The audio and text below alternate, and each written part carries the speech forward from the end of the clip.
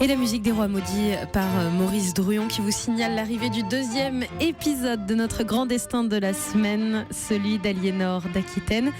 Elle vient de se marier avec le fils du roi Louis VI le Gros. Louis VII et Léonore d'Aquitaine sont donc rois et reines de France.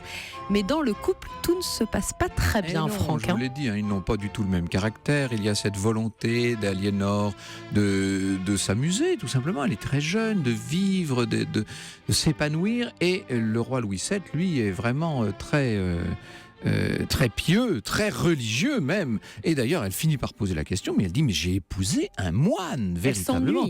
Et elle s'ennuie. Et le temps passe, les mois et les années, et il n'y a pas d'enfant. Ça, c'est assez terrible pour elle. Elle est là, normalement, en tant que reine de France. Rappelez-vous, évidemment, c'est le rôle même des reines. Elles sont là pour donner des héritiers à la couronne. Et elle n'y parvient pas. Alors, elle est allée voir, je vous l'ai dit hier, le célèbre Bernard de Clairvaux, le fondateur de l'ordre cistercien. Le saint lui promet un enfant et de fait, elle tombe bientôt enceinte. C'est extraordinaire. Sauf qu'elle va mettre au monde une petite fille, Marie, l'année suivante. La descendance de Louis VII n'est pas assurée pour autant. Or, c'est le même Saint Bernard, Bernard de Clairvaux, qui bientôt va prêcher la deuxième croisade. Il faut savoir qu'à l'époque, les États chrétiens de Syrie, de Palestine sont menacés par les musulmans. Aliénor pousse son mari dans cette aventure. Est-ce que c'est pour desserrer l'étau qui est en train de la rendre prisonnière, ou est-ce que c'est pour satisfaire son propre besoin d'aventure? Sans doute un peu des deux. Au cœur de l'histoire. Sur Europe 1.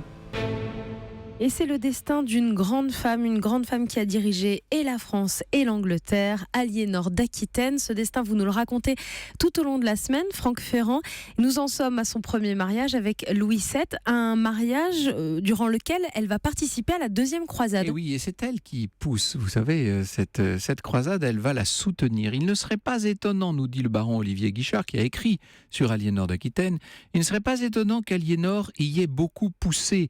N'est-ce pas pour elle le meilleur moyen de concilier son tempérament remuant et la religion, car elle est bien décidée à y participer elle-même à cette croisade, nous dit-il. Ça, c'est assez étonnant. Et puisqu'elle se plaint déjà d'avoir épousé un moine, eh bien au moins, elle en fera un moine soldat. Comme tous les hommes et toutes les femmes de sa génération, ajoute-t-il, Aliénor a la tête pleine des récits de l'Orient. Après avoir accompli la promesse de Saint Bernard en mettant au monde un enfant, une fille hélas, elle fait en Aquitaine la tournée de ses barons pour les engager dans la croisade. Ça, c'est assez intéressant de voir qu'elle a conservé tout de même une autorité personnelle sur l'ensemble des barons d'Aquitaine, qui ne sont pas rien dès lors qu'il est question de constituer une grande armée et de s'en aller en Orient pour libérer le tombeau du Christ. Comment résister à si jolie, fervente et belliqueuse duchesse, nous dit Olivier Guichard. Ils seront nombreux à l'y suivre. Le rassemblement des croisés se fait à Saint-Denis le 12 mai 1147. Louis et Aliénor à leur tête, ils s'ébranlent pour l'Orient, une chevauchée de 2 ans et demi. Elle a 24 ans. Ça, c'est assez important. Il faut souligner elle est encore une toute jeune femme, bien entendu. À 24 ans, elle a réussi à convaincre son roi de mari et tout le conseil de France de partir pour la croisade. 2 ans et demi d'aventure, littéralement. Ni elle, ni ses compagnons n'en rapporteront la gloire, nous dit Guichard. L'armée est décimée par les Turcs dans les défilés d'Anatolie. Surtout, parvenue en Syrie, elle y reste inactive. Et oui, c'est que Aliénor, en jouant sur la fibre religieuse de Louis VII, est parvenue à le traîner jusqu'en Terre Sainte, mais elle n'avait pas compris qu'une fois en Terre Sainte, il ne serait pas beaucoup plus actif qu'il ne l'était à Paris. Ils sont donc à Antioche, où règne le prince Raymond de Poitiers. Raymond de Poitiers, c'est un oncle d'Aliénor et qui passe aux yeux de ses contemporains pour un parangon de force et de beauté. C'est le chevalier pur et parfait. Vous savez, cette espèce, si l'on devait, de cette période du XIIe siècle, garder un exemple de chevalier, je pense qu'on pourrait prendre Raymond de Poitiers pour sa force, pour sa droiture, pour sa beauté, pour sa grandeur d'âme, pour son élévation spirituelle même. Il est tout ça à la fois. Il épate complètement ses contemporains et le mieux le mieux qu'il puisse faire, ou le pire, c'est qu'il va fasciner sa nièce, bien entendu. Est-ce que la nièce va finir par succomber au charme du tonton? Certains historiens le prétendent. Ce qui est certain, c'est que la reine va prendre parti pour le prince contre le roi, car ils ne sont pas du tout d'accord. Le prince Raymond de Poitiers est favorable à une intervention forte. Il veut tout de suite partir en guerre. Il est, j'ai envie de dire, c'est un bout de feu. En revanche, et d'ailleurs les gens de guerre sont tout à fait d'accord avec eux, hein, avec lui. Ils pensent qu'il faut aller reprendre Édesse. Édesse est la cité clé des croisés sur laquelle les Turcs viennent de faire main basse et on ne peut pas rester comme ça. En revanche, le roi Louis VII, lui, n'écoutant que sa foi et son envie irrésistible d'aller prier à Bethléem et à Jérusalem, ne veut pas entendre parler d'Édesse. Eh bien, qu'à cela ne tienne, Aliénor en a vraiment plus qu'assez de ce mari pusillanime. Je pensais épouser un homme, avait-elle dit, j'ai épousé un moine. Ouais. Elle en est de plus en plus convaincue. Elle est excédée. Et puisque le roi ne veut pas soutenir le superbe prince Raymond, eh bien, elle va le soutenir et elle va faire mieux que ça. Elle va l'accompagner, elle lui apportera le soutien de ses chevaliers aquitains, c'est-à-dire que maintenant, la discorde n'est plus seulement entre le roi de France et le prince Raymond de Poitiers. La discorde, elle est au sein même du couple royal, entre le roi d'un côté qui veut aller à Jérusalem et la reine qui déjà a pris le chemin d'Édesse. Europe 1, au cœur de l'histoire. Franck Ferrand. Et au cœur de ce grand destin qui est celui d'Aliénor d'Aquitaine et que vous nous racontez toute la semaine, Franck, il vient d'y avoir un désaccord important, un désaccord personnel aux conséquences politiques entre la reine Aliénor d'Aquitaine et son mari, le roi Louis VII. Eh oui, Raymond de Poitiers, l'oncle d'Aliénor, qui est en quelque sorte son grand amour. Hein. Elle est folle de lui.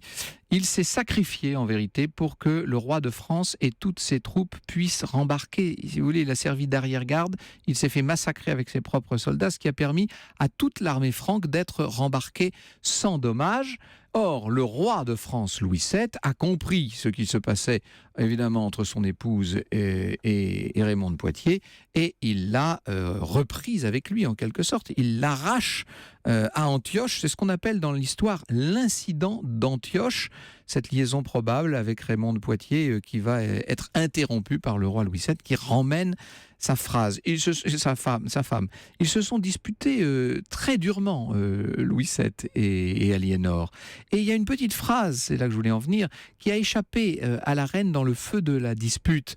Elle était, dit-elle, cousine du roi. Leur mariage pouvait donc bien être déclaré nul. Ah, ça pourrait nous donner une indication sur ce qui va bientôt se passer. Le divorce n'est pas trop malaisé. Il suffit de se découvrir une parenté, même assez lointaine, pour demander au pape une annulation. Et vous savez que les papes, pendant tout le Moyen-Âge, n'ont fait que ça, prononcer des annulations au gré des princes, en cherchant toujours des parentés. Or, il se trouve que là, c'est vrai qu'Aliénor, incontestablement, est cousine relativement proche du roi Louis. Elle a fait ses comptes, l'annulation est possible. L'idée fera son chemin, nous dit Olivier Guichard. En attendant, le roi et la reine rentrent en France par voie de mer. Mais ils font nef à part. Ils ne sont pas sur le même bateau.